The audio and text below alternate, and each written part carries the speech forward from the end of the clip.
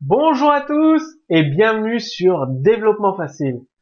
Encore un nouveau cours sur CSS3 et là on s'attaque ensemble à un gros morceau des feuilles de style CSS. Il s'agit des blocs div. Donc pour que ce soit plus facilement assimilable pour vous, j'ai divisé en plusieurs cours toujours de 5 à 10 minutes. Donc on va commencer ensemble dans ce premier cours à découvrir comment utiliser les blocs div en CSS.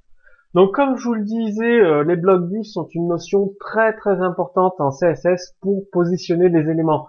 Lire dans un site internet, vous avez un bloc div pour l'entête, le header, un bloc div pour le menu, un bloc div pour le contenu de l'article, un bloc div pour la barre avec les widgets sur le côté et un bloc div pour le pied de page en principe.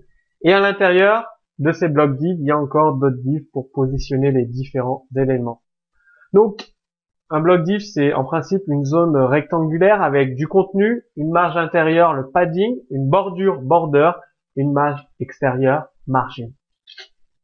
Donc voici un exemple, feuille de style CSS pour définir un bloc div. Donc tous les divs auront par défaut width, donc la largeur à 300 pixels, height, la hauteur à 300 pixels, une bordure de 5 pixels bleu en ligne, avec une couleur de fond CCC, c'est le gris, avec un padding marge intérieure de 20 pixels, un margin marge extérieure de 20 pixels.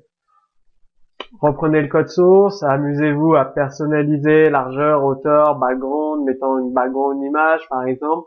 Enfin, amusez-vous à bien implémenter la notion de bloc div. Vous avez la propriété de style display qui permet de définir un élément bloc. Donc inline en ligne et bloc de type bloc comme ça.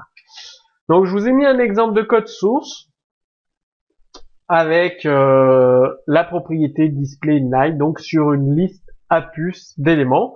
Je vous invite à le reprendre, le copier-coller dans votre document HTML et tester les deux propriétés, enfin les deux valeurs, les plusieurs valeurs de display pour voir les différents affichages possibles. Vous avez également les propriétés width et height qui permettent de fixer la largeur, la hauteur d'un bloc, donc ça vous connaissez sûrement. Par contre, vous avez des valeurs complémentaires comme max height pour la hauteur maximum, min height pour la hauteur minimum, max width la largeur maximum, max min width la largeur minimale.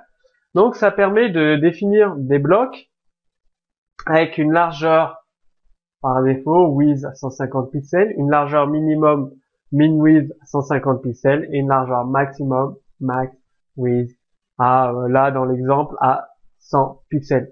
Donc vous avez un exemple de code source, reprenez-le et amusez-vous avec ces nouvelles propriétés pour mieux les appréhender et savoir comment vous pouvez les utiliser dans vos sites internet. Donc comme je vous l'ai dit, vous avez la propriété margin qui permet de définir la marge extérieure d'un bloc et avec des valeurs complémentaires qui permet de définir justement la marge de chaque côté. Margin top pour la marge haute, margin droite pour la marge droite, margin bottom pour la marge basse et margin left pour la marge gauche. Bon, suivant le montage de la vidéo que je vais faire, moi je suis avec ma main gauche, mais peut-être que vous verrez du côté droit. Je parle de mon côté. Vous pouvez raccourcir l'écriture des propriétés marge avec à la suite margin top, margin right, margin bottom et margin left et en donnant une, deux, trois ou quatre valeurs à la propriété margin d'un seul coup.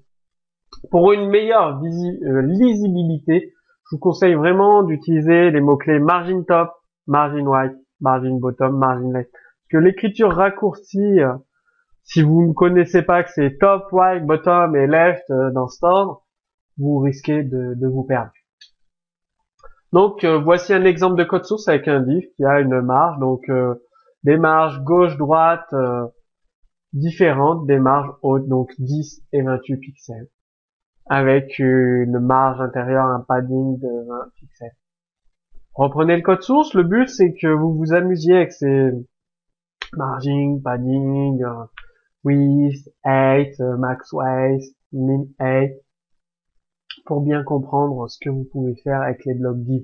C'est très important que vous maîtrisiez l'utilisation des blocs div avec les CSS. Vous allez vous en servir tout le temps. Même principe, padding, marge intérieure, vous avez les mêmes valeurs. Padding top, padding right, padding bottom, padding left pour respectivement marge haute, marge droite, marge basse, marge gauche. Vous pouvez écrire une valeur raccourcie, top, right, bottom, left, donc haut, droite, bas, gauche, haut, droite, bas, gauche. En fait, vous faites le tour de padding ou une marging, tout simplement. Je vous ai mis un exemple de code source. Tout simplement avec padding, voilà, à vous de l'utiliser, de vous amuser avec, comme je vous l'ai dit. Donc, l'utilisation des blocs div est vraiment fondamentale avec HTML5 et CSS3. Donc, revoyez ce cours plusieurs fois. Il y a un cours qui va arriver, la partie 2 sur les blocs div pour vous aider. Donc, téléchargez un exemple de code source sous ce cours vidéo. Si vous avez des questions, posez-les directement sous le cours. Moi, je vous dis à très bientôt sur Développement Facile.